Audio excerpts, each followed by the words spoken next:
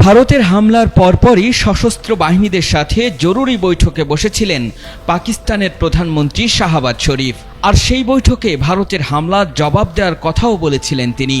শাহবাজ শরীফের বৈঠকের পর ২৪ ঘন্টা পার না হতেই ভারতের ১৫টি শহরে সামরিক স্থাপনা লক্ষ্য করে ক্ষেপণাস্ত্র ও ড্রোন হামলা চালিয়েছে পাকিস্তান। পাকিস্তানের এমন হামলার পর অনেকটাই নতজন অবস্থায় রয়েছে ভারত। এই হামলায় ভারতের কতটা ক্ষয়ক্ষতি হয়েছে সেটি এখনও প্রকাশ করেনি নয়াদিল্লি।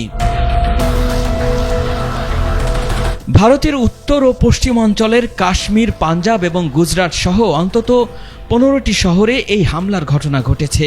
ভারতের পক্ষ থেকে জানানো হয়েছে, শ্রীনগর, পাঠানকোট, অমৃতসর, লুধিয়ানা, চণ্ডীগড় সহ অন্যান্য জায়গার গুরুত্বপূর্ণ সামরিক স্থাপনাগুলোতে পাকিস্তানের হামলার লক্ষ্য থাকলেও তারা সেখানে হামলা করতে পারেনি। ভারত বলছে, পাকিস্তানের ছোড়া ড্রোন ও ক্ষেপণাস্ত্রের জবাবে ভারতও লাহোর সহ পাকিস্তানের অন্তত ৯টি সামরিক স্থাপনায় আঘাত হানতে সক্ষম হয়েছে। এর মধ্যে একাধিক রাডার ও আকাশ প্রতিরক্ষা ব্যবস্থা ধ্বংস করার কথাও বলছে ভারত। পাকিস্তানের ক্ষেপণাস্ত্র হামলার জবাব দেওয়ার কথাও জানিয়েছে মোদি সরকার। ভারতের সামরিক বাহিনী জানিয়েছে, পাকিস্তানের ছোড়া ক্ষেপণাস্ত্র ধ্বংসে তারা রাশিয়ার তৈরি S-400 আকাশ প্রতিরক্ষা ব্যবস্থা ব্যবহার করেছে। একই সঙ্গে হামলার জবাবে হারপি ও হারপ নামের আত্মঘাতী ড্রোন ব্যবহার করেছে তারা।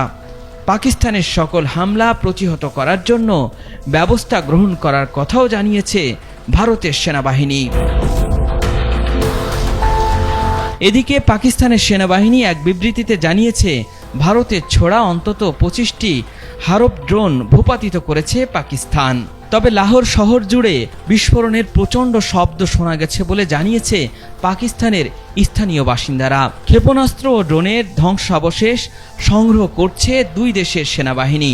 ভারত ও পাকিস্তানের পাল্টাপাল্টি হামলায় দুই দেশই ক্ষতিগ্রস্ত হলেও কী পরিমাণ ক্ষয়ক্ষতি হয়েছে সেটি এখনও প্রকাশ করেনি ইসলামাবাদ ও নয়াদিল্লি।